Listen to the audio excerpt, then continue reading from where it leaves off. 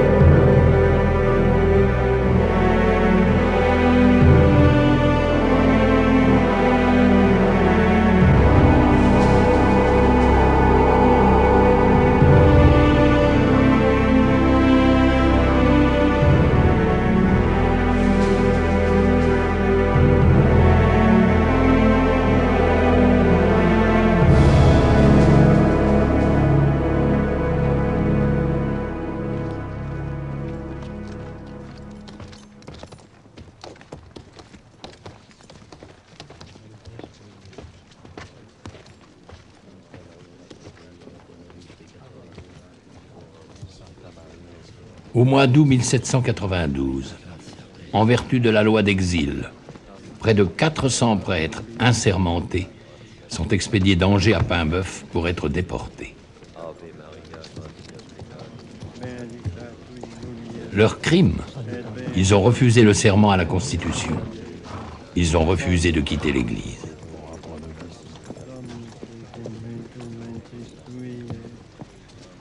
Les braves gens. Les gens braves qui ont vu ce spectacle ne l'oublieront pas.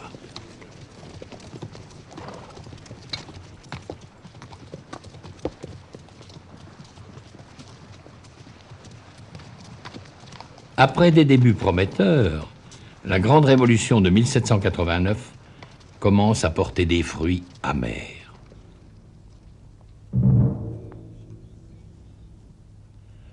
Ce 21 janvier 1793, place de la Révolution, à Paris.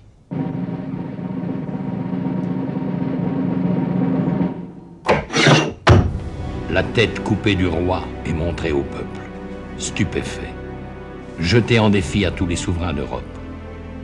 La liberté ou la mort sera la devise de la République.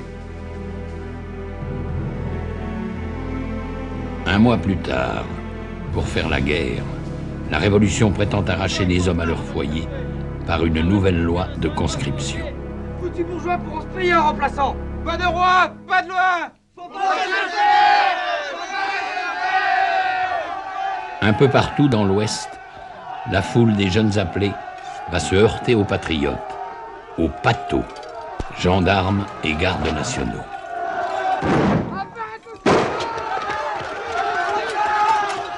Et de proche en proche, dans 600 paroisses au sud de la Loire, les cloches vont se mettre à sonner le tocsin, appelant la population aux armes.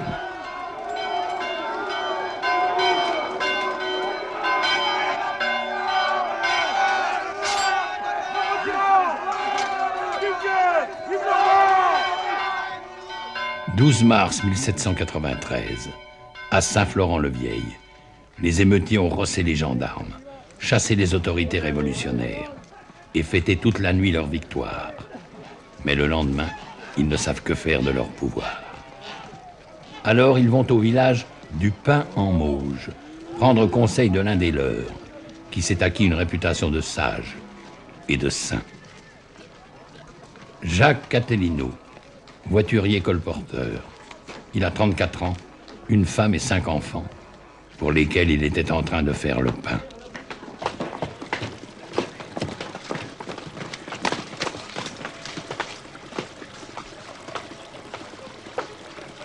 Salut les gars, vous en avez fait de belles. Et maintenant, que faut-il faire? Résister. La guerre est à présent pour nous le seul moyen de salut. Et s'il nous faut périr, que ce soit au moins en combattant. Résister, ne pas subir. Telle est la devise de ce peuple forgé par l'épreuve, il y a 2 siècles.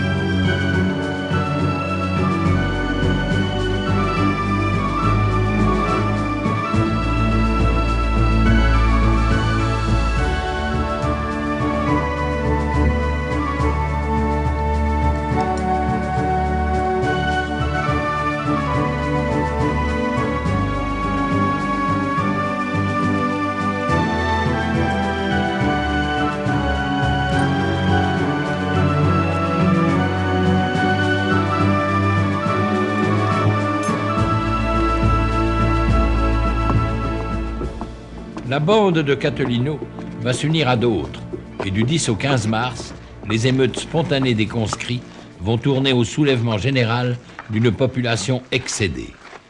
Il faut alors des chefs expérimentés, de vrais militaires, les nobles. Le marquis de Bonchamp sera sceptique. Il refuse de prendre la tête d'une jacquerie. Mais devant l'insistance de ses gens, il demande la nuit pour réfléchir. Ce soldat de métier, âgé de 33 ans, a déjà longuement guerroyé en Inde, avec des troupes réglées. Mais que valent ces paysans qui n'ont jamais porté les armes que dans la braconne?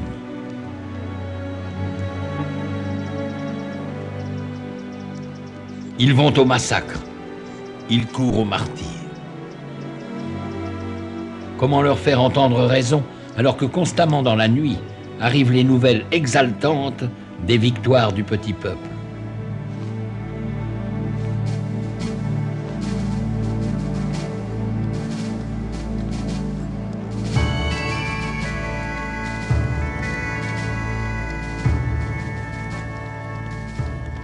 Le voiturier Catelino s'est emparé de Jalais et Chemillé, où il a trouvé des canons. Il marche sur Cholet, de concert avec d'autres chefs de bande. Le colporteur Perdriau, le chirurgien Caddy, le garde-chasse Stofflet.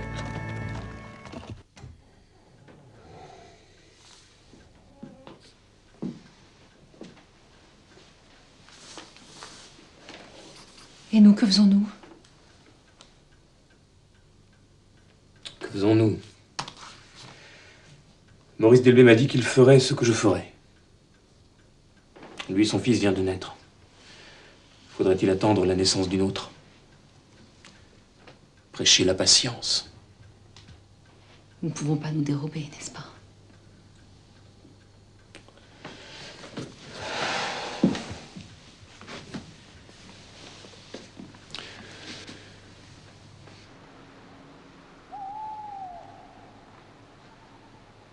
Vive Monsieur Bonchamp! Vive Monsieur Bonchamp! Vive Monsieur de Bonchamp! Vive Monsieur Delbé, que les insurgés sont venus déloger aussi et qui suit la décision de Bonchamp, son ami. Ancien officier au régiment Dauphin Cavalerie, il reprend ainsi du service à 41 ans, quittant sa femme et un enfant nouveau-né. Vive Monsieur de Roiran, qui fut colonel dans l'ancienne armée. Ses gens l'ont forcé à remonter à cheval, à ceindre l'écharpe blanche de commandement. Par contre, le marquis de Bonchamp devra abandonner sa monture pour marcher du même pas que les rebelles. Ainsi en ont-ils décidé. J'éprouvais un affreux déchirement de cœur en voyant partir mon mari tout seul, à pied, au milieu de cette multitude de paysans indisciplinés. Je restais seule à la Baronnière avec mes 2 enfants, un garçon et une fille, l'un et l'autre dans l'âge le plus tendre. D'ailleurs, j'étais grosse, et ce fut la raison qui m'empêcha de suivre mon mari.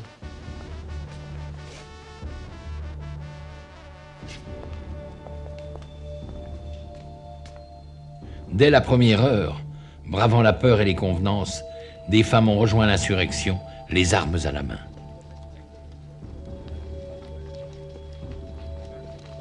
Ainsi, cette fille de paysan du village de Soulaine, Renée Bordereau, 25 ans.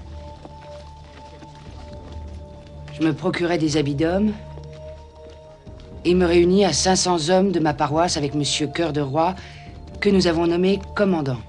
Nous la retrouverons 21 ans plus tard, après tant de prises d'armes, de combats et de blessures, enfin libérée des prisons de Napoléon et le roi restauré, elle se décide à dicter ses mémoires. Je pris le nom de mon frère Hyacinthe. Mais comme mes camarades s'en rappelaient pas bien, ils me donnèrent le nom de Langevin, que j'ai toujours gardé. Brave Langevin. Oui, c'est ainsi qu'on m'appelait. Je dirais franchement qu'aux premières affaires où je me suis trouvé, le bruit des coups de fusil me faisait une impression. Et que j'étais désespéré de ne pas me trouver plus de courage.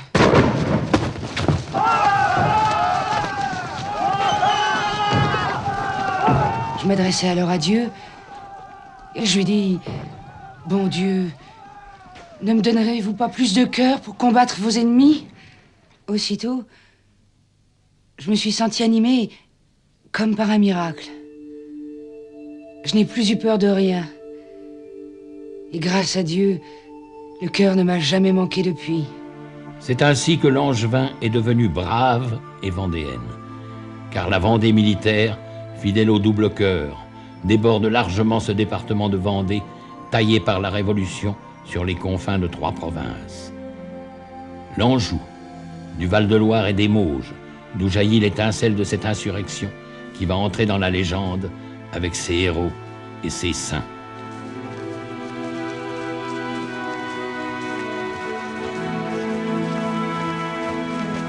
Le plus exemplaire, issu de ce peuple, il y a 200 ans, Jacques Catelino, le saint de l'Anjou, sera le premier généralissime de la grande armée catholique et royale.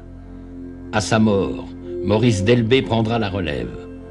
Il est de petite noblesse terrienne, comme Charles de Bonchamp, le plus instruit dans l'art de la guerre, et qui rêve de se rallier cet autre foyer d'insurrection, la Bretagne. La Bretagne du sud de la Loire, pays de rets et marais, où grouillent de turbulents petits chefs, jaloux de leur indépendance.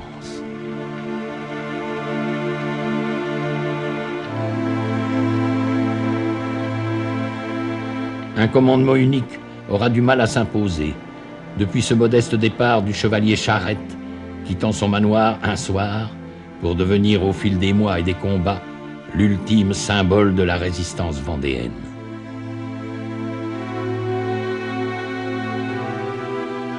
Mais la Vendée militaire, c'est aussi ce bocage du Poitou, forteresse forestière, toute hérissée de haies. Il fut le premier à se soulever l'an passé, quelques jours après le 10 août 1792. Dure leçon. La prise d'armes avait été brève, la répression brutale.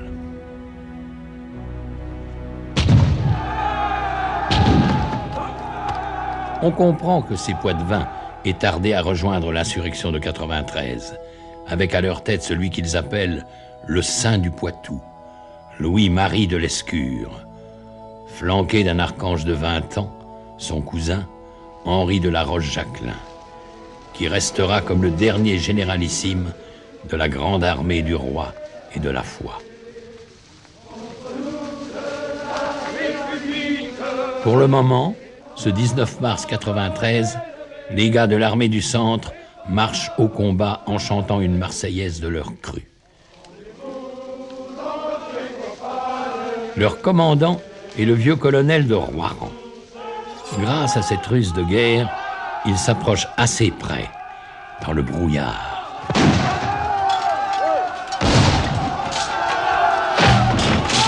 Pour lancer sa troupe à l'assaut des canons. L'artillerie jacobine sera prise et la petite armée du général de Marsay mise en déroute. Cette première victoire vendéenne de Saint-Vincent-Sterlange provoque la stupeur de la Convention, où la nouvelle parvient en même temps que celle des défaites à la frontière nord et de la trahison de Dumouriez. La terreur est à l'ordre du jour.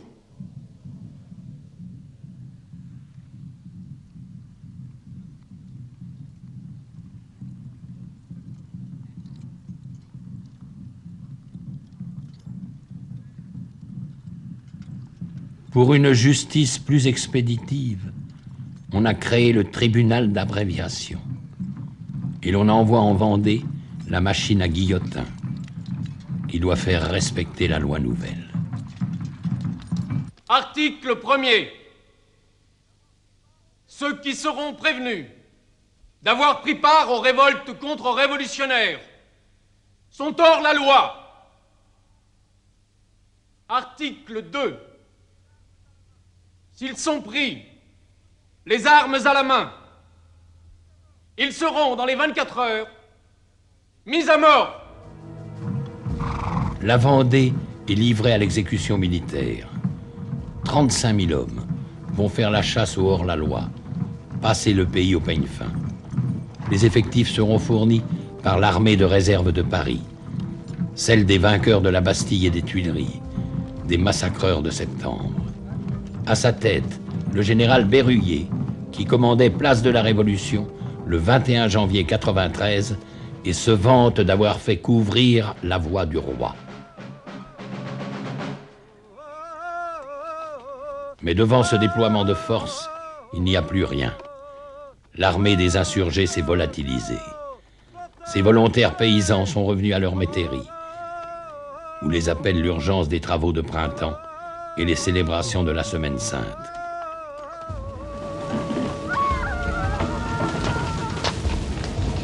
En pleine trêve pascale, l'armée révolutionnaire va pratiquer la terre brûlée. Pour l'exemple, le premier village rebelle, La Barre, dans les Mauges, est livré aux flammes, et ses habitants au feu des pelotons. Sur la route de l'invasion, le pays sera mis à feu et à sang, villages et châteaux confondus.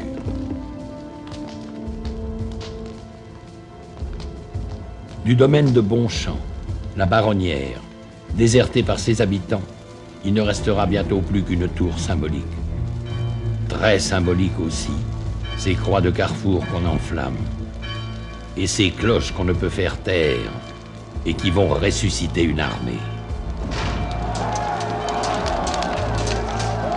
L'armée des brigands s'est retrouvée face à l'armée de la Révolution. C'est le grand choc, comme disent les Vendéens, dans ce bourg de Chemillé, où Delbé va tenter de mettre un frein au désir de vengeance après la victoire. Assassin! Le général l'ordonne! Non! Je ne veux pas d'assassins pour soldats! Justiciers! Nous sommes des justiciers, mon général! Si nous les tuons pas, nous les retrouverons en face de nous! Ainsi nous ne serons jamais vainqueurs! Dieu ne nous demande pas de vaincre, il nous commande de combattre. Remercions-le aujourd'hui de nous avoir accordé la victoire. À genoux. Notre Père, qui êtes aux cieux, que votre nom soit sanctifié, que votre règne arrive, que votre volonté soit faite sur la terre comme au ciel. Donnez-nous aujourd'hui notre pain quotidien. Pardonnez-nous nos offenses comme nous pardonnons à ceux qui nous ont offensés. Mes amis, tous, comme le Christ, vous pardonnerez. Ne nous laissez pas succomber à la tentation, mais délivrez-nous du mal, ainsi soit-il. Les prisonniers seront ainsi sauvés par le pater des Vendéens, comme on dit. En ce printemps 93, la Durbelière était encore un beau château Renaissance, berceau des La Roche-Jacquelin.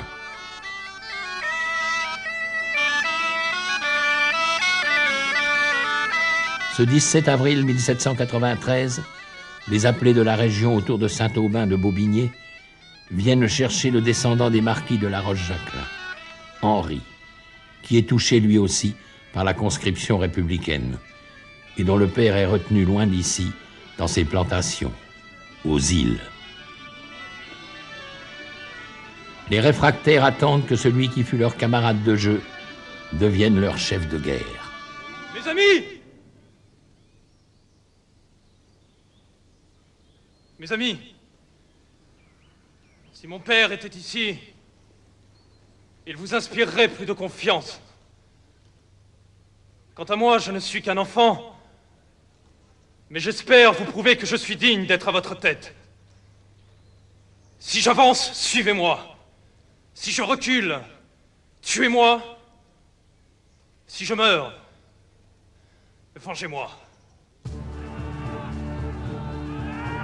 L'élan de ces nouvelles recrues, derrière M. Henry, va permettre de briser la tenaille des divisions républicaines, de tendre la main aux paysans du Haut-Poitou et de conquérir enfin ces villes qui sont les bases de départ des armées d'invasion. À Bressuire, le 2 mai, abandonnés par ses défenseurs, ont fait preuve de la plus totale clémence, en renvoyant sous serment tous les prisonniers bleus. Il en sera de même le 5 mai, à Thouars, conquise de haute lutte. 4000 bleus seront libérés sous la seule promesse de ne plus porter les armes contre Dieu et le roi. Mais devant Fontenay-le-Comte, c'est d'abord l'échec, le 16 mai. Les gars du Bocage redoutent de combattre dans la plaine, découverte et battue par tous les canons de la République. Feu! Feu! Feu! La panique les prend. C'est la rançon de ces soldats de hasard, aussi impulsifs dans la retraite que dans l'attaque. La revanche viendra. Le 25 mai, avec la capture de 40 canons et de 3000 soldats bleus, qu'on prendra la précaution de tondre, cette fois-ci, avant de les libérer. Puis reprend la poussée, vers ces bourgs de la périphérie, d'où il importe de chasser l'ennemi. 30 000 volontaires sont encore accourus le 1er juin pour une ultime prise d'armes. Mais qui gardera les villes conquises? Personne. Les chefs vendéens tels qu'Attolino paraissent condamnés à la fuite en avant, alors qu'ils sont au sommet de leur victoire. Avec la prise de Saumur, le 9 juin, et cet énorme butin, 11 000 prisonniers, 15 000 fusils, 80 canons. Ces succès me confondent. Ils viennent de Dieu. C'est ce que disait hier M. Henry. C'est ce que je pense, ce que nous pensons tous. Rendons grâce à Dieu seul et prions-le de continuer à présider nos conseils.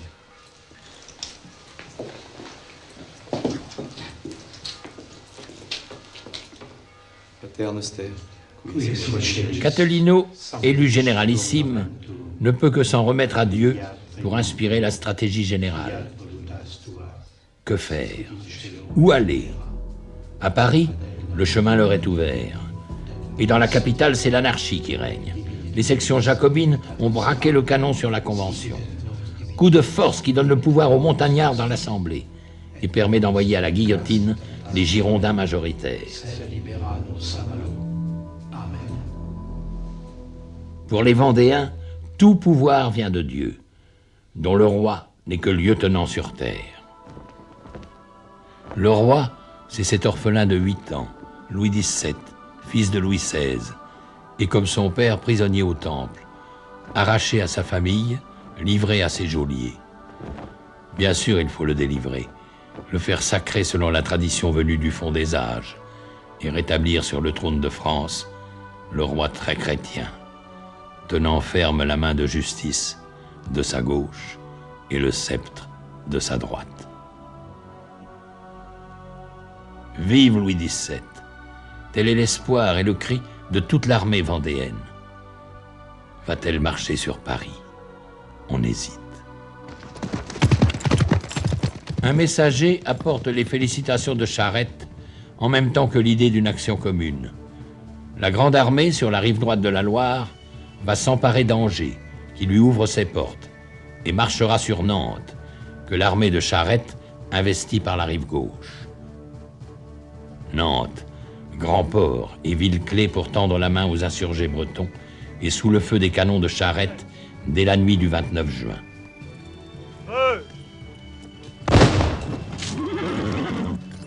Charette fait seul donner son artillerie, et il s'impatiente d'être sans nouvelles des autres divisions vendéennes.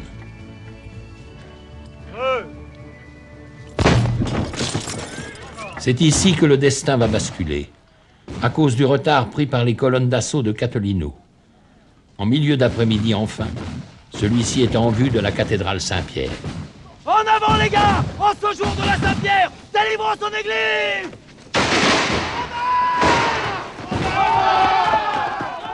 Un franc-tireur vise le général des brigands. Le saint de l'Anjou est mort. C'est le cri de la panique et le reflux vendéen. Jacques Catelino ne mourra que 2 semaines plus tard, un 14 juillet, à Saint-Florent-le-Vieil, où il fut transporté. On avait tardé à extraire la balle de plomb mâchée par le franc-tireur, et la gangrène avait gagné. Jusqu'à cette annonce de Jean Blon, son cousin.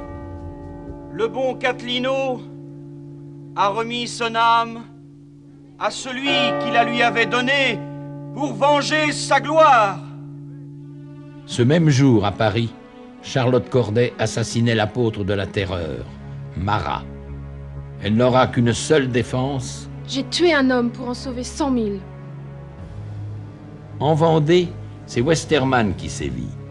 Le sabreur qui s'est illustré le 10 août 1792 dans la prise des Tuileries et les massacres qui s'ensuivirent.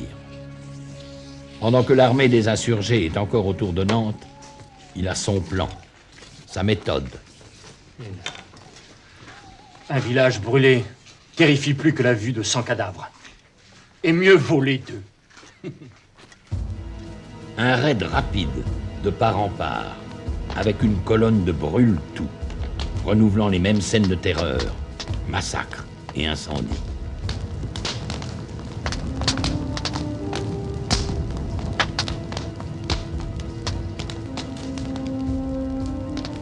Le martyre de la Vendée recommence. Et il ne fait que commencer.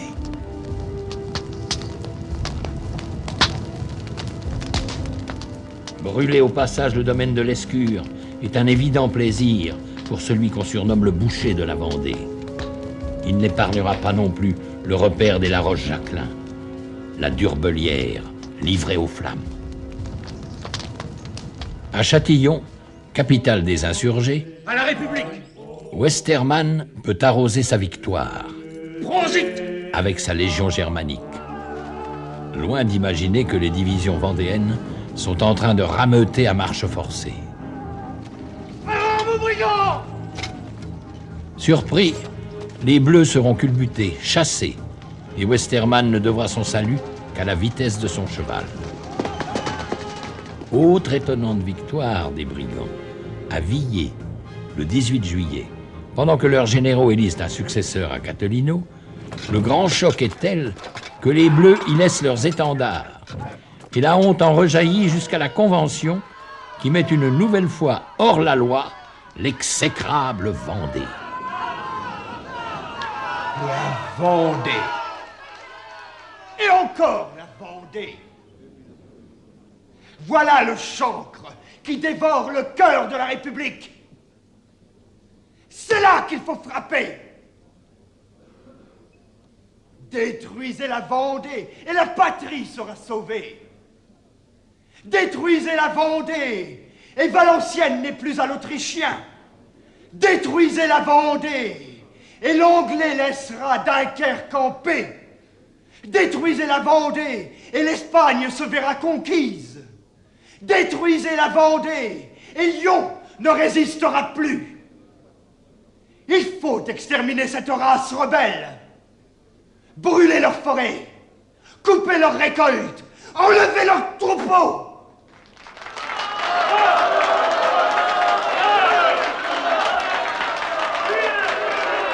Les vieillards, les femmes et les enfants seront conduits hors de la contrée.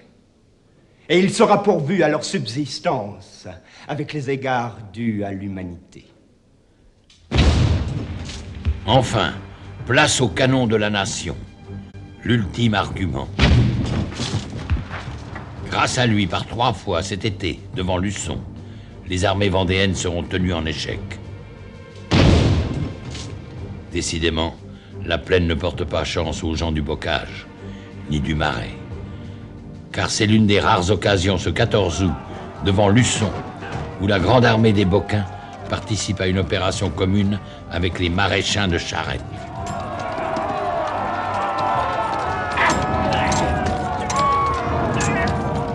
L'émulation est grande et combien dangereuse.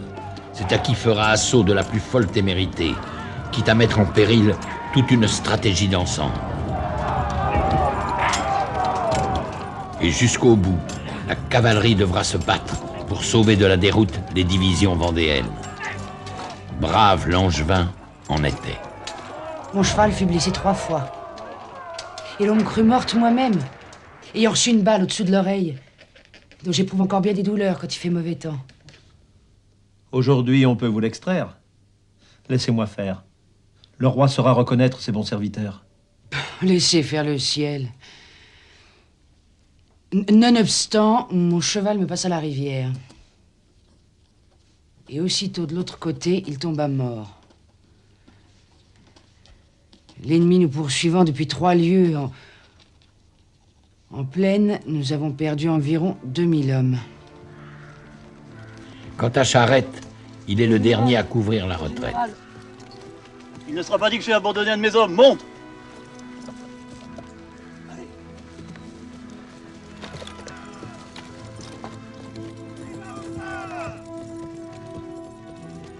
Ici, on dirait que l'histoire se plaît à devenir légende. Vive le roi, messieurs! Ce chevalier blanc face aux hussards de la mort. Cependant, Charette n'aura pas le dernier mot. On dit que la mort lui prit son soldat en chemin et qu'on eut quelque peine à les séparer tant le sang les avait collés l'un à l'autre en séchant.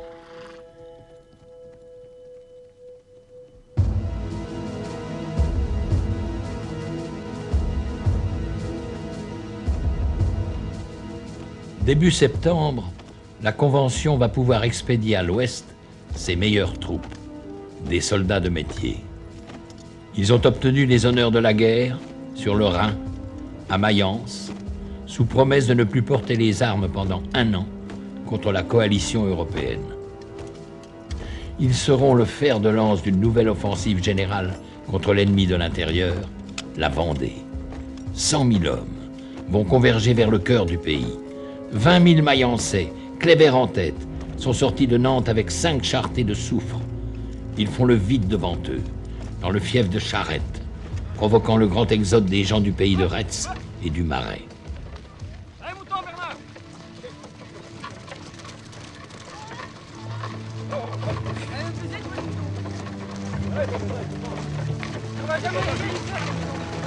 Troupeaux, chariots, femmes et enfants, vieillards, forment de longues colonnes refluant vers l'est, vers les pays du Bocage, où l'on espère stopper l'invasion. Mais tous ces réfugiés ne peuvent que gêner les manœuvres de Charette. Battu 7 fois en des combats de retardement, le brave chevalier lance un appel au secours à la grande armée catholique et royale, auquel celle-ci va répondre.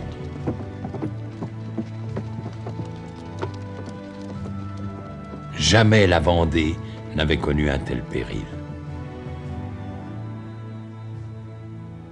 Ici, à la jonction des 3 provinces, s'élève la colonne commémorant cette bataille décisive, toutes armées réunies, Torfou.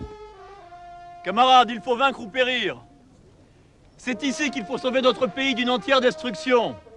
Si vous fuyez, tout est perdu. Et vous ne me verrez plus à votre tête.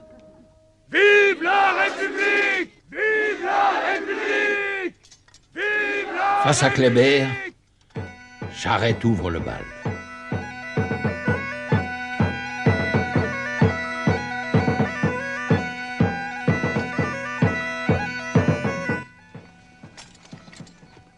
Hey!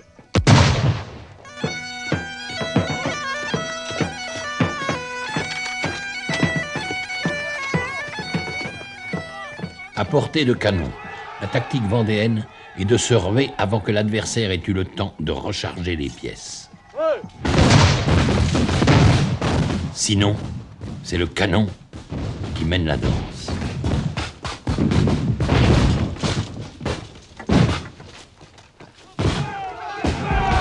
Élan brisé.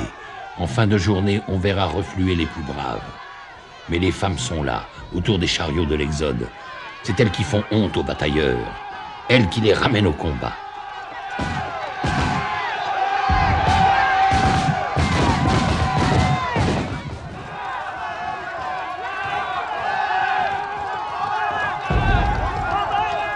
Tous les chefs vendéens, chargeant ensemble, vont achever de briser cette armée de Mayence.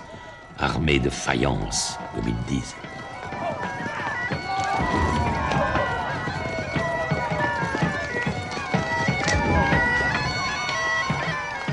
La bataille de Torfou marque l'apogée des victoires vendéennes.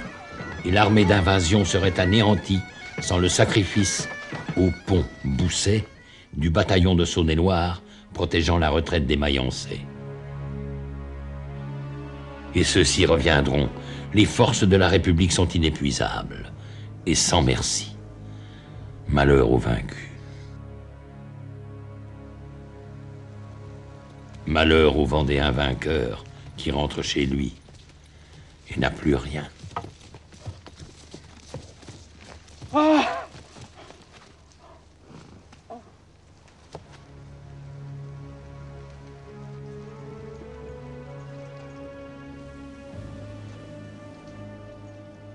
Aussitôt que notre armée est entrée dans la Vendée, chaque soldat a dès lors mis à mort qui lui a plu, pillé qui lui a plu, sous prétexte que celui qu'il tuait ou qu'il pillait était rebelle ou pensait royalistement. Aucune peine n'a été portée. Aucune précaution n'a été prise pour réprimer ou modérer l'ardeur du sang et du pillage. J'en ai attrapé 4, que je tuais de ma propre main.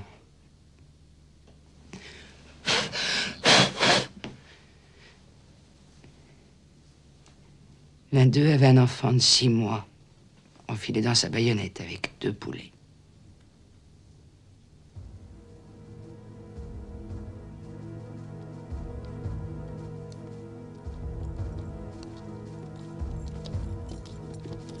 À la mi-octobre, voici que les armées d'invasion sont de retour, et Kléber avec ses Mayençais.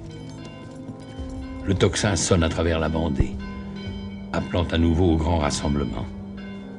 Mais Charette fait cavalier seul en s'attaquant à Noirmoutier.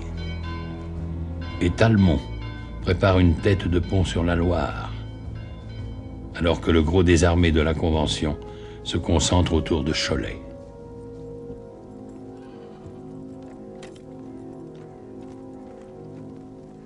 Dès l'aurore, ce 17 octobre, Kléber est en place. Le général est conscient de jouer sa tête. De partout, les Vendéens ont rallié, en marchant toute la nuit. D'autres paroisses sont attendues. Ce n'est qu'à la mi-journée que s'ébranlera la grande armée des brigands.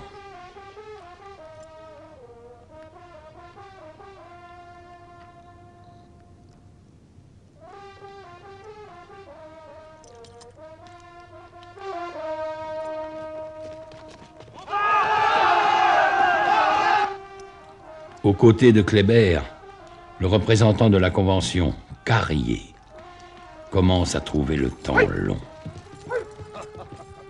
Laissez passer le citoyen représentant! Il tuera après la victoire! Ruse de guerre. Un certain général Marceau va démasquer ses batteries au dernier moment.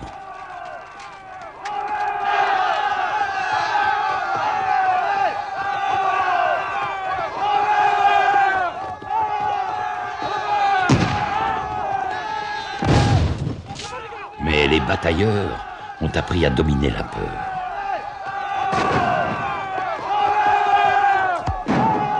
Et c'est alors Kléber qui perd patience. Là-bas! Là-bas! Ordre d'attaque! L'armée de la Révolution manœuvre toujours selon l'ancien règlement, comme à la parade. C'est au contact des Vendéens qu'elle apprendra la terrible efficacité de l'armée en masse. Pour l'heure, elle va fondre sous le tir des chasseurs paysans. Et Kléber, en fin de journée, n'aura plus d'autre réserve qu'un maigre bataillon, le 109e, flanqué de sa fanfare.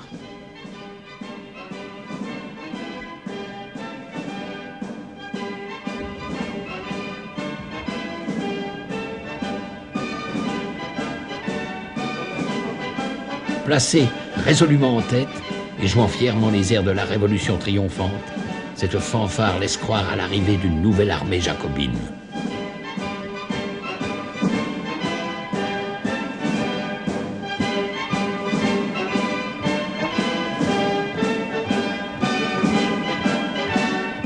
À la Loire! À la Loire!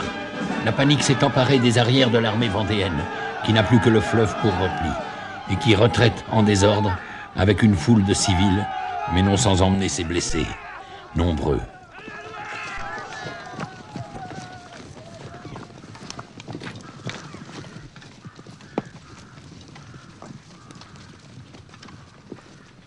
La perte la plus cruelle, Charles de Bonchamp, touché à mort, mais encore conscient, et que Bourbotte, représentant en mission, enterre gaillardement dans son rapport au soir de la victoire. La perte de Bonchamp vaut une victoire pour nous, car il est de tous les chefs de brigands celui en qui ils avaient le plus confiance et qu'ils suivaient le plus volontiers. Qu'importe les sacrifices, la Vendée est écrasée, il n'y a plus de Vendée. La Vendée, elle est au bord de la Loire, à Saint-Florent-le-Vieil, qui va voir l'exode de tout un peuple, ce 18 octobre 1793. 80 000 Vendéens, dont guère plus de la moitié de combattants. Le reste, ce sont les femmes, les enfants, les vieillards, population terrorisée, et qui devra passer le fleuve en 24 heures, avec seulement 25 barques. Nous nous rendîmes à Beaupro, et dans la même nuit à Saint-Florent, où nous passâmes le fleuve le 18 octobre, avec bien de la peine, n'ayant ni pont ni bateau. J'ai passé mon cheval à la nage. Dans ces conditions, que faire des prisonniers? Pourquoi ne pas les fusiller comme le font toujours les Bleus? Avant de passer, nous avons mis en liberté 5000 prisonniers, pour qui M. de Bonchamp avait demandé grâce. C'est lâche ennemi de la nation. Honte à ce qui se dit ici, épargner plus de 4000 des nôtres.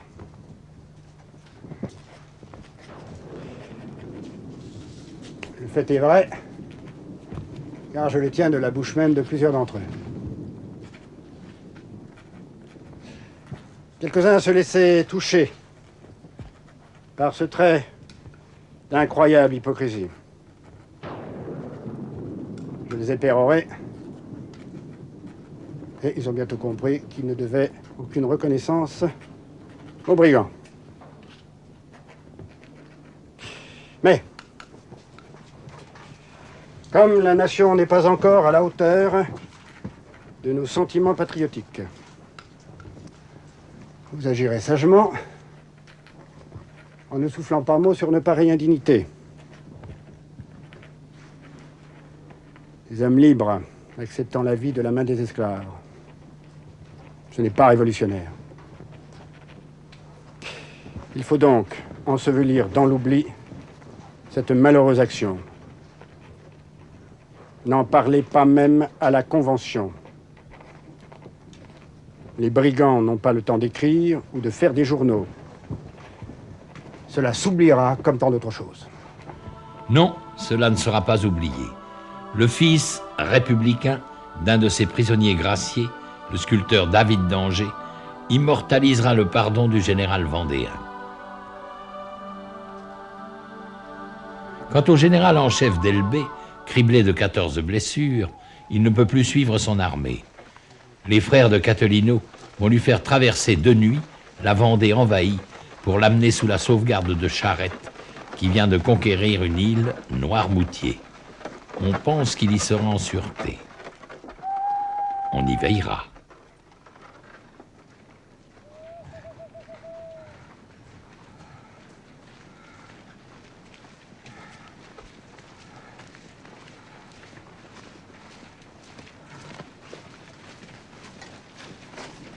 Reste à élire un nouveau généralissime pour conduire outre-Loire cet exode. Le choix de Lescure, le saint du Poitou, s'imposerait, mais il souffre le martyre, avec une balle fichée dans le crâne. Il faut ranimer le courage des soldats. Choisissez celui en qui ils ont le plus confiance. Henri de la Roche-Jacquelin. Le peuple de l'Exode s'en remet pour l'essentiel à la grâce de Dieu. Quant au reste, c'est aux chefs, en leur conseil, de décider d'un plan de campagne. De quoi s'agit-il? De se battre? Je suis votre homme. Mais je n'ai ni expérience, ni talent, et je n'ai que 21 ans. Alors, laissez-moi mener les hommes au combat, mais décidez vous-même. Où aller? Que faut-il faire? Où les mener? Je sais que nos gars redoutent de s'éloigner de chez eux, qu'il faut les ramener le plus tôt possible au pays. Encore faut-il y revenir en force. Peut-être pourrait-on remonter la Loire par la rive droite, faire la jonction avec Charette, pour enfin s'emparer de Nantes. Les Mayençais seront de retour avant vous. Allons, messieurs. Soyons sérieux, il faut voir grand. Voici mon plan. J'ai des contacts avec mes amis près du cabinet de Londres. Et j'ai mes terres, ou ce qu'il en reste, du Maine. Je suis donc bien placé pour vous dire que notre seul salut est dans une marche vers le nord. L'Anjou, le Maine et toute la Bretagne se soulèveront. Alors que diable, on aura des ports pour tendre la main aux Anglais. S'en remettre aux promesses des Anglais? Aux rodomontades des émigrés? Eh bien, messieurs, votons. La très aventureuse stratégie du prince de Talmont sera hélas adoptée. Par la bénédiction de Dieu, apprêtez vos armes. Joue, feu!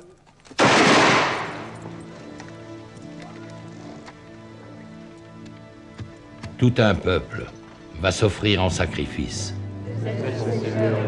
à l'exemple de son Dieu crucifié.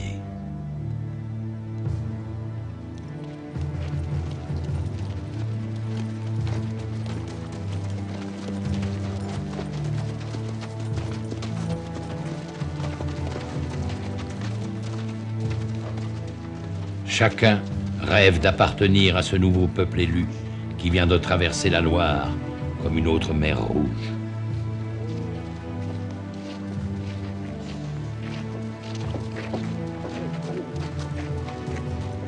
Avec les bandes de Chouans, du Maine et de Bretagne qui les rejoindront en chemin, ils seront ainsi près de 100 000 à piétiner sur les routes de l'Exode dans une absurde et tragique aventure qu'ils ont eux-mêmes appelée la Grande Virée de Galerne, du nom du vent d'Outre-Loire, vent de nord-ouest, vent des tempêtes et des naufrages. Mais avant d'être un chemin de croix, la Grande Virée semble s'ouvrir une voie triomphale sous les ordres d'un généralissime de 20 ans, Monsieur Henri, épaulé par l'ancien caporal de Lorraine, Stofflet, et par Marigny, ex-officier de marine. Dès l'abord, ils vont jalonner la route de victoire et de villes offertes.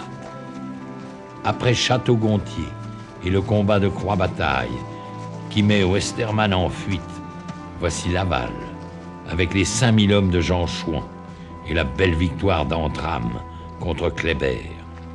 Mais les Vendéens peuvent accumuler les victoires. Ils ont d'autres ennemis, la pluie, le froid, la faim, la maladie, et ces villes qui n'offrent plus de ressources, et ces morts qu'on craint d'abandonner. Peu avant Fougères, un calvaire au bord de la route marque l'endroit où M. de Lescure mourut vaincu par la gangrène. On cacha même à sa veuve, enceinte de 7 mois, l'endroit où il fut clandestinement enterré et que l'on n'a jamais retrouvé.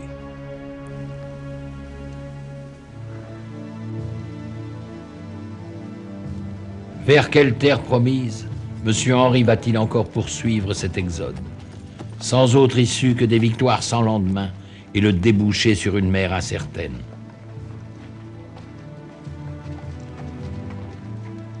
Voilà près d'1 mois que ce peuple paysan, fuyant le meurtre et l'incendie, a quitté sa terre natale pour sauver femmes et enfants, ses biens les plus précieux. 1 mois qu'il marche et s'ouvre la route à coups de victoire, jusqu'à celle-ci, Pontorson, Dole, Avranches. Enfin, il touche au but. Il arrive au port. Granville. Granville, c'est l'échec. La mer vide et la ville imprenable. Pauvreté du matériel de siège. Amertume des combats sans cesse recommencés. Absence des émigrés et des Anglais qui ne sont pas au rendez-vous, pour lequel on a fait toute cette route.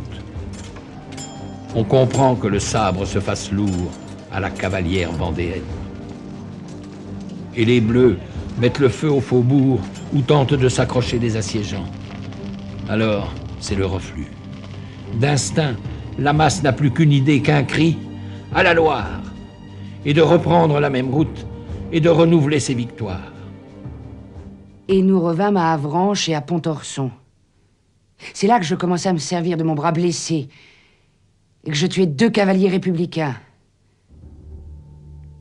En ce moment, je fus à la prison du Mont-Saint-Michel pour aider à délivrer 450 prêtres qui y étaient prisonniers.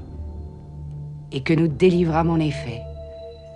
Ensuite, je me suis battu près de Dole, de 8 heures du soir jusqu'au lendemain matin 10 heures. Brave Langevin ne s'étend pas sur ses états d'âme, comme aucun des mémorialistes vendéens. Jamais elle ne se plaint.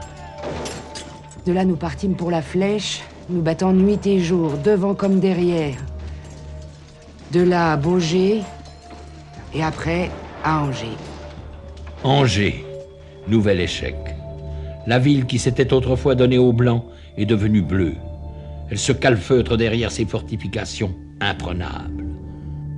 Désormais, toutes les villes se ferment devant cette misérable armée qu'on n'appelle plus que l'armée des puants, avec le typhus et la dysenterie qu'elle porte en elle. Mais c'est d'un même cœur que le jeune général, toujours à l'avant-garde, fait face au malheur. Il tente une ultime manœuvre en s'emparant du Mans pour y faire reposer sa horde. Et les hussards sont à leur trousse.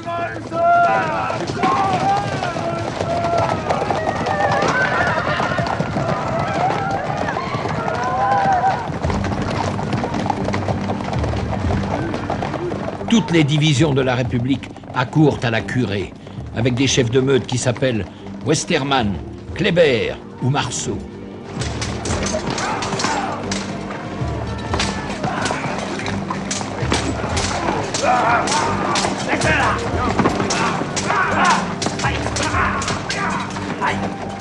Le peu qui reste de combattants vendéens se battra toute la nuit. Mais la masse des non-combattants est prise au piège dans la ville. À l'aube, elle sera systématiquement exterminée, malgré les efforts d'un Marceau. Le massacre fera 5000 victimes dans la cité même, et 10 000 parmi les fuyards, qu'on prend le plus vif plaisir à chasser, selon le rapport du représentant Garnier. On chasse les Vendéens comme des bêtes fauves, et le nombre de ceux qu'on tue équivaut à ceux qu'on fait prisonniers.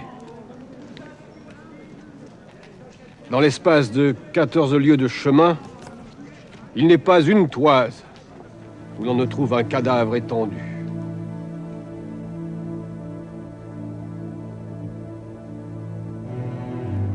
Les survivants, 15 000 à peine, se regroupent à Laval et foncent vers le sud, vers la Loire, impatients de retrouver leur terre de Vendée.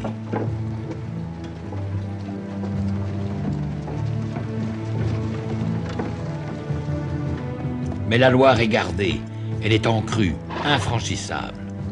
La Roche-Jacquelin et Stofflet, avec une poignée d'hommes, vont forcer le passage pour tenter d'établir une tête de pont. Vainement. Ils seront coupés de ces malheureux débris de leur armée qui refluent à présent vers l'ouest, au désespoir de ne jamais rentrer chez eux.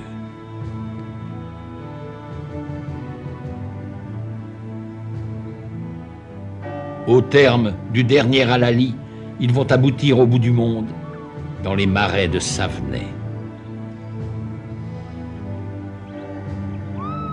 Pitoyable armée de fantômes, ils sont encore 5000 morts vivants.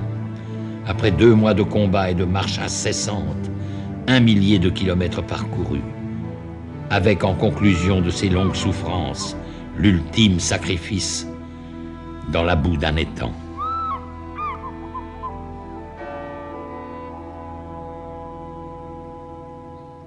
Ici, ils sont tombés. C'est ce que dit le monument de Savenay. 23 décembre, avant-veille de Noël, dernière veillée d'armes. On s'efforce encore de faire fuir d'innocentes victimes. Monsieur de Marigny, s'il vous plaît. Monsieur de Marigny. On a mis en selle la jeune veuve de Lescure, avec l'espoir de sauver l'espérance qu'elle porte. C'en est fait. Nous sommes perdus. Il nous est impossible de faire face à l'attaque demain. Dans 12 heures, l'armée sera exterminée. J'espère mourir en défendant votre drapeau. Tâchez de fuir. Sauvez-vous, il fait nuit. Sauvez-vous. Adieu. Adieu!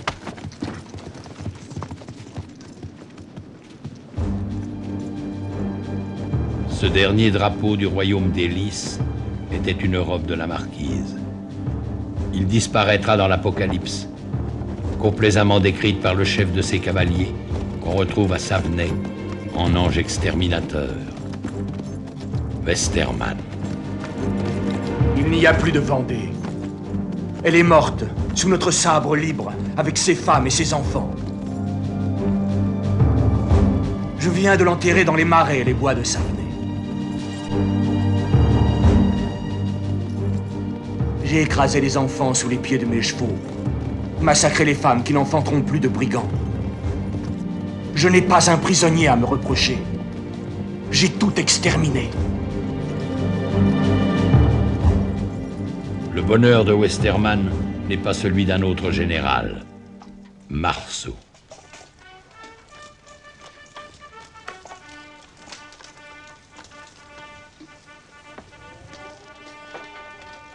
Quoi, ma chère sœur?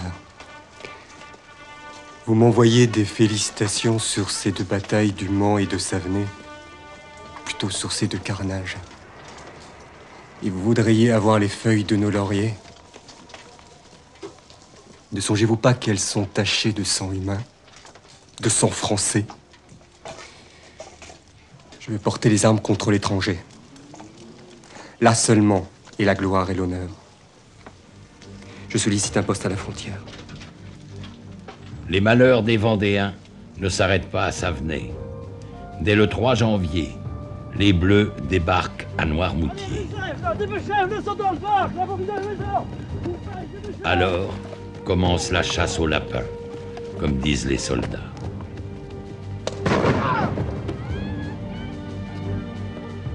Surprise, la garnison royaliste qui occupait le fort a capitulé sous promesse de vie sauve. 1500 hommes dans cette cour. On s'empresse de les passer par les armes. Reste le généralissime d'Elbé, avec ses 14 blessures. Il est incapable de se tenir debout. Qu'importe, il sera fusillé dans un fauteuil, avec 2 de ses amis et le général républicain qui commandait Noirmoutier quand Charette s'en empara.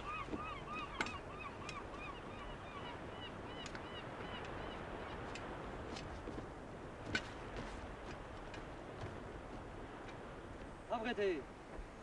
Armes.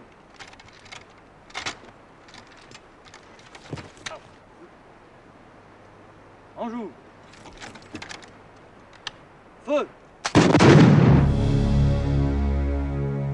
Le fauteuil du supplice s'est conservé jusqu'à nos jours. Jean-Baptiste Carrier, commissaire aux armées et proconsul à Nantes, est un esprit inventif. Voilà le 9 novembre ce qu'il proposait à ses collègues de la Convention. Vous avez à délivrer le pays d'un chancre qui le dévore. Le poison est plus sûr que toute votre artillerie. Faites empoisonner des sources d'eau. Empoisonnez du pain que vous abandonnerez à la voracité de cette misérable armée de brigands. Et laissez faire les faits. Vous avez des espions parmi ces soldats du pape qu'un enfant conduit. Lâchez-les avec ce cadeau et la patrie est sauvée. Vous tuez les soldats de la Roche-Jacquelin à coups de baïonnette, tuez-les à coups d'arsenic. Cela est moins dispendieux et plus commode. Pourtant, ces hommes ne rêvent que de progrès et de bonheur du peuple. Il faut régénérer la France de gré ou de force. Dut-on en faire un cimetière?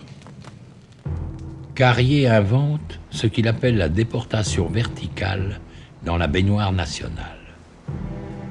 La nuit, sans jugement, les victimes sont embarquées, parfois par centaines, sur des gabarres qu'on saborde au milieu du fleuve. Près de 5000 personnes ont péri ainsi, à Nantes, par la noyade.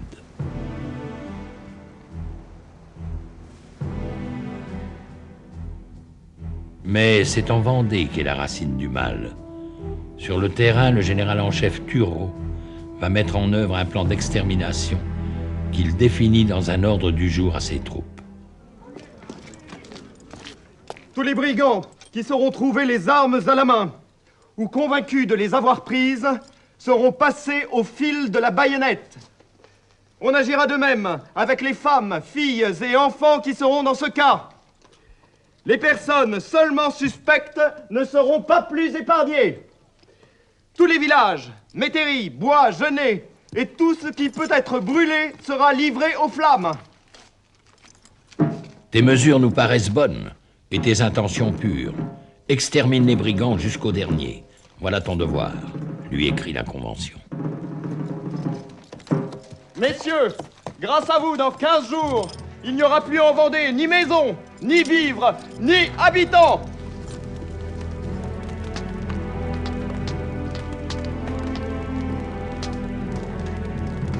« 12 colonnes vont ainsi sillonner la Vendée de part en part. Elles sont connues dans l'histoire sous le nom de colonnes infernales, que leur ont donné leurs victimes, blancs et bleus confondus.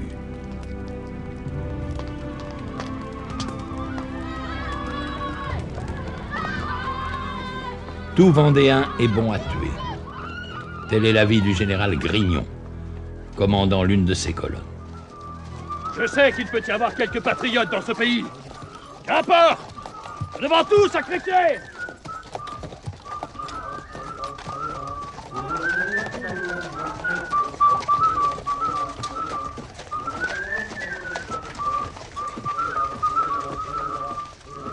Chaque soir, les courriers vont porter au général Turreau les rapports de ses brigadiers. Brave Grignon. Vous voyez ce qu'il écrit en bref de la journée d'hier. J'ai brûlé et cassé les têtes comme à l'ordinaire. Le général Crouzat, éclairage et chauffage réunis, je me suis chauffé très amplement ce matin. Et commère, sans doute pour éprouver le tranchant de son sabre, je coupe les enfants en deux. L'imbécile. Il ne faut pas écrire cela. Jamais. On écrivait beaucoup dans le camp des sans-culottes. Le citoyen Morel fait un rapport dénonçant les errements de la colonne commandée par le général Hamet, dont il est le guide. Hamet fait allumer des fours, et lorsqu'ils sont bien chauffés, il y jette les femmes et les enfants. Les cris de ces misérables ont si fort diverti les soldats qu'ils ont voulu continuer ces plaisirs. Les femelles des royalistes manquant, ils s'adressent aux épouses des vrais patriotes.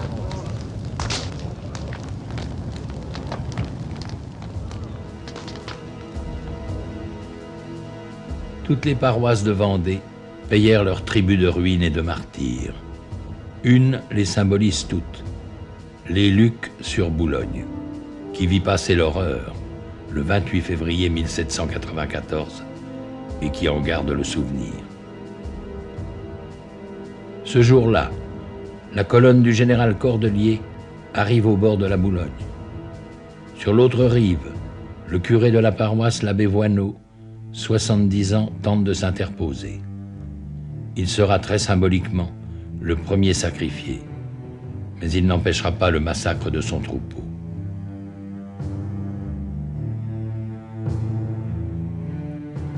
Sur les lieux de l'ancienne église, qui fut livrée aux flammes avec la population qui s'y était réfugiée, une chapelle commémorative garde les noms de 563 personnes identifiées, dont 147 enfants, parmi lesquels 22 n'avaient pas 2 ans.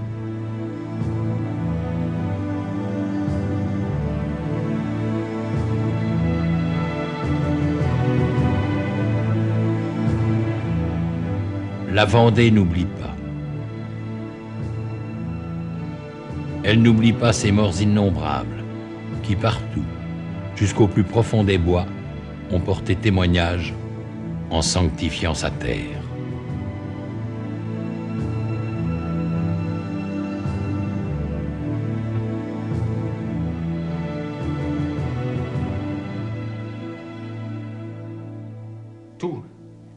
Tout, sans exception, est incendié, massacré, dévasté.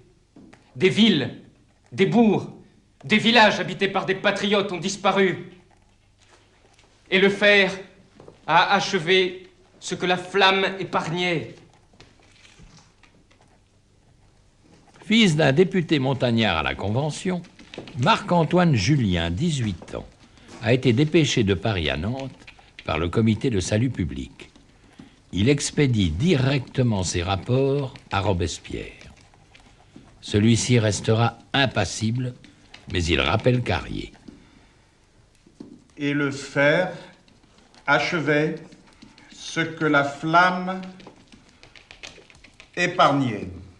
C'est ainsi qu'on a ressuscité la Vendée. Elle était finie par la prise de Noirmoutier. Ils l'ont recréée en forçant les paysans, dont un grand nombre rapportaient leurs armes, à se réunir aux brigands pour éviter la mort. Replié dans son marais, Charette n'a pas suivi la grande virée de Galerne. Le voilà bien seul à présent, devant la pression des armées terroristes. Je sais que certains d'entre vous veulent me quitter pour entrer dans leur maison ou se cacher dans les bois. Je leur prédis à tous une mort de lâche, égorgés dans leur lit ou derrière les buissons. Mourir pour mourir, autant mourir en brave. Sonnez, Vezou!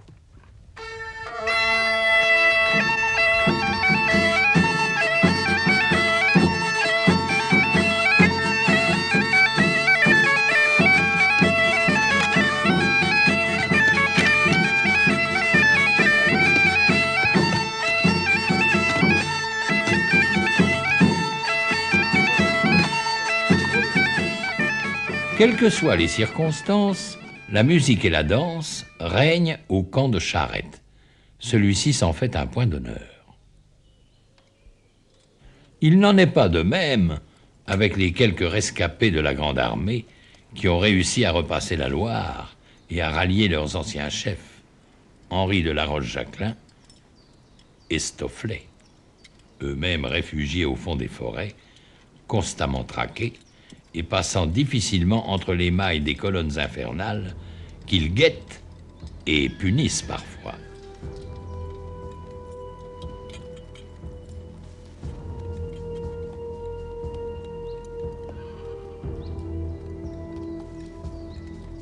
Néanmoins, la terreur répandue par celle-ci contribue à grossir les effectifs des bandes d'irréductibles. Ils n'ont plus rien à perdre que vendre chèrement leur peau. Brave Langevin est de ceux-ci.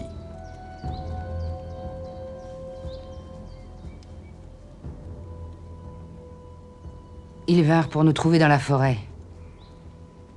Et ne pouvant nous découvrir, ils dirent que c'était une fausse alerte que leur avait donnée leur guide. Et ils le tuèrent. Et le mêlèrent au massacre de 25 hommes et femmes qu'ils égorgèrent dans le bourg de la Jumelière. Nous vîmes partout le sang des malheureuses victimes.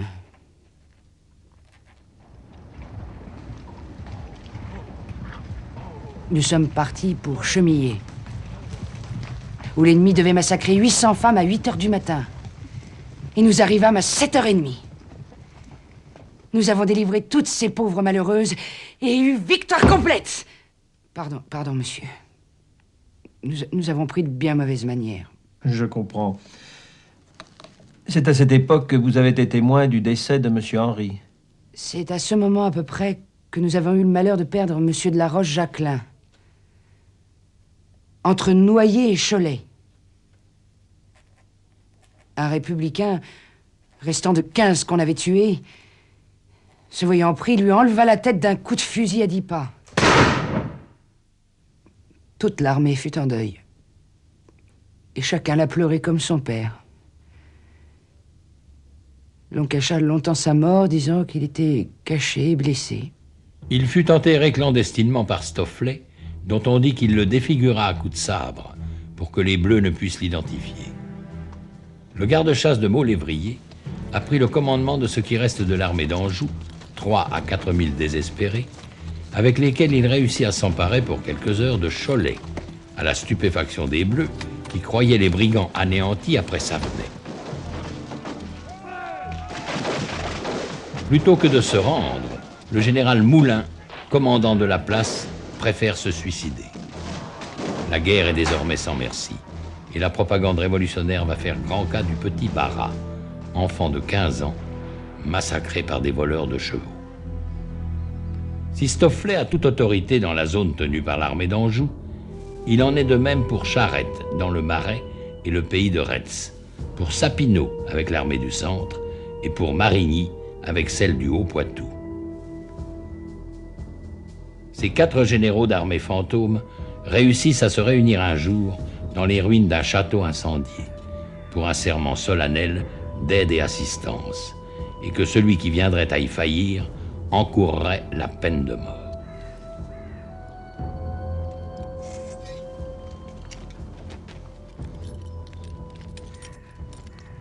Héros réchappé du massacre de Savenay, Marigny va jouer les fortes têtes et gravement faillir à la rescousse.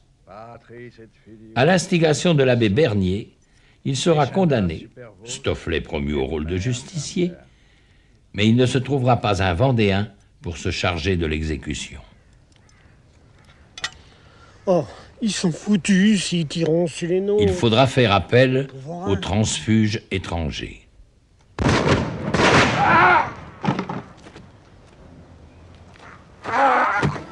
Où il est tombé, dans l'allée menant à son manoir, un calvaire garde son souvenir. Les gens d'ici ont la mémoire longue. Rares les combattants du Haut-Poitou qui continueront alors la lutte avec les autres Vendéens. L'assassinat de leur général, ils en accusent l'abbé Bernier. Ils refuseront le concordat que celui-ci négociera plus tard au nom de Bonaparte et se constitueront en petite église, séparée de Rome depuis 2 siècles. Elle existe encore, cachée et sans prêtre.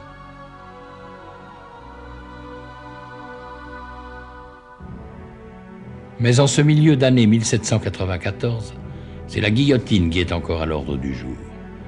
La terreur qui triomphe partout en France, les charniers innombrables, la mort omniprésente et les factions qui s'entretuent, derrière le masque impassible de celui en qui s'incarne la Révolution, Maximilien Robespierre. Jusqu'à ce coup de pistolet, le 9 Thermidor, qui met fin à la dictature de l'incorruptible et renvoie ses amis à la guillotine à leur tour. En Vendée, Turreau a été destitué, en même temps qu'est abandonné son système des colonnes infernales. Charette peut se refaire une santé. On dit que nous sommes du passé. C'est faux. Nous sommes la jeunesse du monde. Il répond aux avances que lui font les nouveaux maîtres de la Convention en déléguant l'un de ses lieutenants, Dupérat, pour mener des pourparlers d'égal à égal avec le général en chef Canclos et le représentant en mission, Ruel. Si la Vendée reconnaissait la République une et indivisible, on pourrait s'arranger facilement pour la suite. Mais enfin... Mais monsieur, les rois de l'Europe ont bien reconnu la République. C'est possible, mais ces gens-là ne sont pas des Vendéens. Le roi de France, alors, est un enfant de 10 ans, prisonnier martyr dans le donjon du Temple, à Paris. Un précieux otage entre les mains des conventionnels. Canclos, Ruel, ont-ils promis de remettre Louis XVII à Charette? Celui-ci se laisse convaincre d'aller au château de la Jaunais, près de Nantes, et de signer le 17 février 95 le traité qui met fin aux hostilités et qui surprend ses lieutenants. J'ai des raisons de faire ce traité. Des raisons que je ne puis vous dire, mais que vous connaîtrez un jour.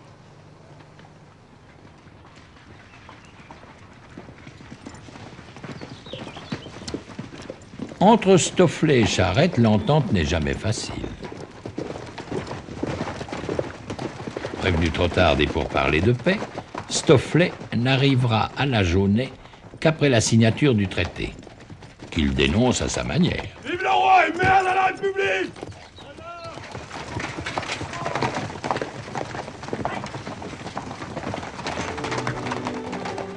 Stofflet, avec ses gars de l'Anjou, va continuer seul la guerre pendant 2 mois encore, et quelques épisodes héroïques. Il devra finalement s'incliner. C'est dans un lieu prédestiné à Saint-Florent-le-Vieil qu'il signera à son tour la paix, à la grande satisfaction de Hoche. La France n'offre plus qu'un peuple de frères. Drôle de paix. Malgré les conventions, brave Langevin sera arrêté sans ménagement par les gendarmes. Enfin, on me mena au département. Dans la première chambre où j'entrais, je fus très mal reçu. Dans la seconde, un peu mieux. Ah, c'est toi, Langevin. C'est toi qui te bats encore pour le roi. Nigaud, tu as tort, grand tort, car tes chefs sont de très mauvais sujets. L'on me dit que je me battais pour le roi, que j'avais grand tort, et que mes chefs étaient de très mauvais sujets, qu'ils devraient déjà m'avoir fait ma fortune. Mais qu'ils étaient trop lâches, et que si je voulais servir aussi fidèlement la République, je serais mieux récompensé, etc., etc. Je leur répondis que personne ne m'avait forcé, que c'était mon opinion. Qu'ils n'avaient qu'à me rendre mon père et 41 de ma famille qu'ils avaient massacrés. Qu'ils n'avaient qu'à me les rendre existants. Et je serais bonne républicaine. Enfin, je leur dis bon républicain, car j'étais toujours un homme. Ils m'ont répondu qu'il leur était impossible. Eh bien, leur dis-je, il m'est encore plus impossible que je devienne républicain. Mais qu'apporte le messager de la République, ce 24 juin 1795, au camp de Charette encore en paix?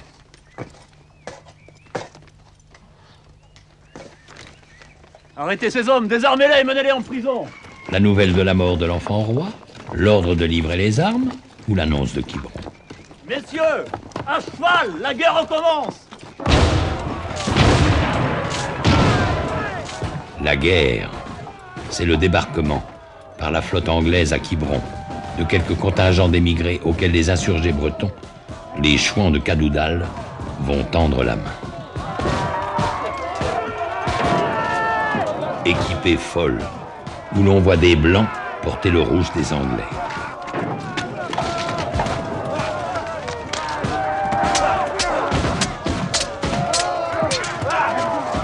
L'avantage est d'abord aux contingents débarqués, mais qui n'ont ni plan ni unité de commandement, alors que les Bleus n'obéissent qu'à un seul chef, le jeune général Hoche, qui entretient quelques précieuses intelligences chez l'ennemi.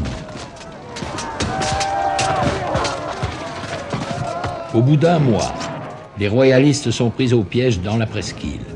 La flotte anglaise s'est éloignée et la clémence des vainqueurs trouvera son terme dans les pelotons d'exécution.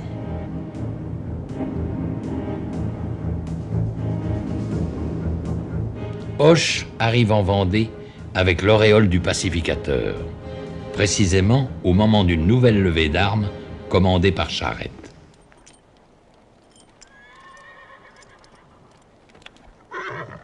Après l'échec de Quiberon, le comte d'Artois a débarqué à l'Île-Dieu. Et le 12 octobre 1795, 15 000 hommes attendent le frère du roi qui leur a fixé rendez-vous sur la plage de la Tranche.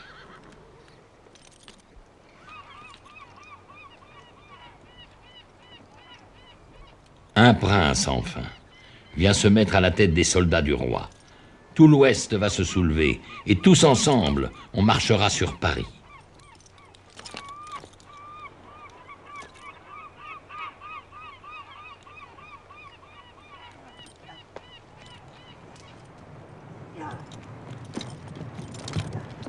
Charette se dirige vers une vedette qui semble escorter un messager. De quel message est-il porteur?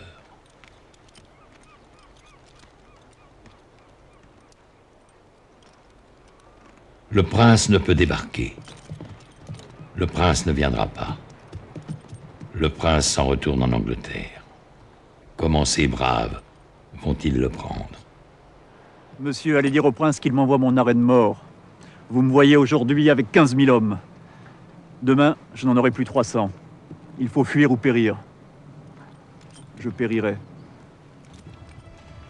Charette est perdu. Il le sait.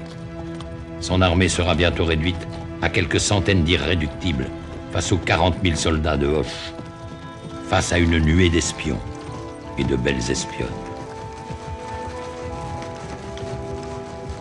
Mais Charette se joue des femmes traîtresses et des colonnes mobiles. Pendant plus de 5 mois, avec une poignée de fidèles, il tient encore en échec la République.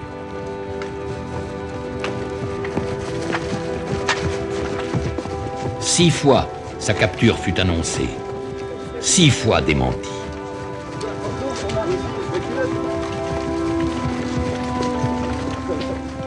Cependant, la Vendée est lasse, exsangue, désenchantée, désespérée.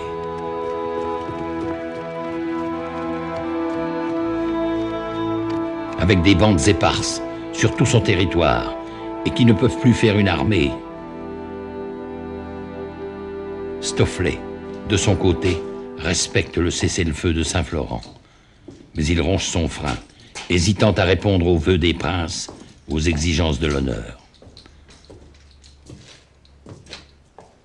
Ce 26 janvier 1796, après l'anniversaire du martyre du roi, il lance enfin l'appel aux armes, sans illusion. Allons, puisqu'il le faut, allons à l'échafaud! Vive le roi! Vive le roi! Vive le roi! 400 hommes se sont encore levés pour le dernier combat. Il ne durera pas plus d'1 mois. Jean-Nicolas Stofflet, Lorrain, soldat à 16 ans au régiment du Lyonnais, général vendéen, va voir le piège se refermer sur lui. À la ferme de la Saugrenière, où se tenait une réunion d'état-major sur l'initiative de l'abbé Bernier, celui-ci s'échappera. Mais Stofflet, blessé, sera capturé et fusillé le lendemain 25 février à Angers. Vive le roi quand même! Vive le roi!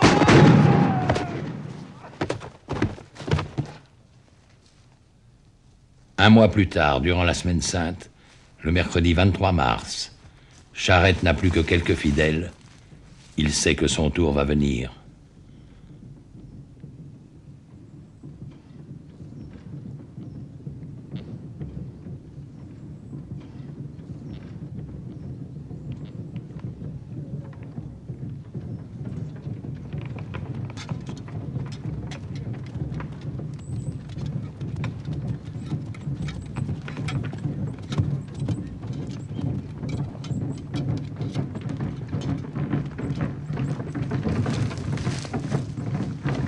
Charette est cerné, mais ce n'est pas la première fois.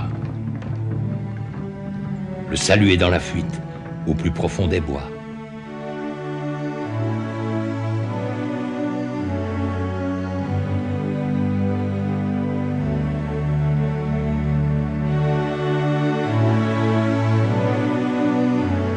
Une fois encore, il va berner les bateaux, et toute la France applaudira le roi de la Vendée.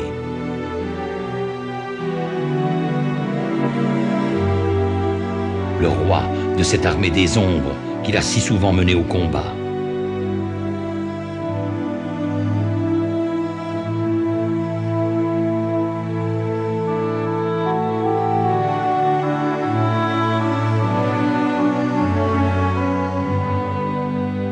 Le roi des brigands, dont la tête est mise à un si haut prix.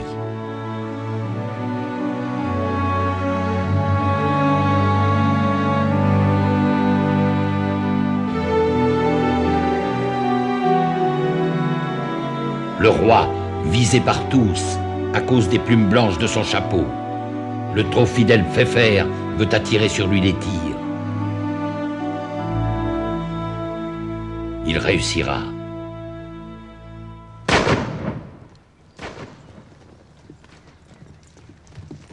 Ainsi, le général Travot va-t-il douter de sa capture? Qui es-tu? Mon général, tenez-le ferme. C'est notre homme. Où est Charette? Il est là. C'est bien vrai? Oui, foi de Charette. Que d'héroïsme perdu. Monsieur, rien ne se perd. Jamais. 2 siècles ont passé. Rien n'est oublié. Le lieu de cette capture est aujourd'hui situé en plein bois de la Chaboterie. Mais une croix de granit, nommée croix de Charette, rappelle qu'il fut ici, pris vivant, pour être plus tard montré au peuple dans une interminable promenade à travers les rues de Nantes. Nantes, ce mardi 29 mars. On dirait que le prêtre jureur lui demande pardon. Nous sommes ici sur la place Viarme, où Catelino, 3 ans plus tôt, fut blessé à mort. 5000 hommes de troupe font face au dernier général des brigands.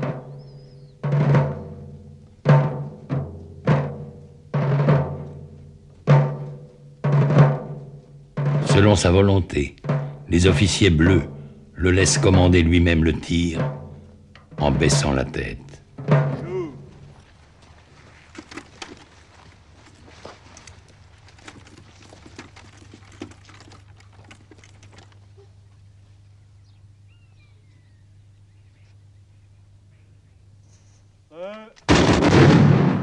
Reposez.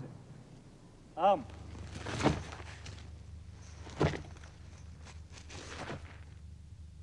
Très en paix. Armes.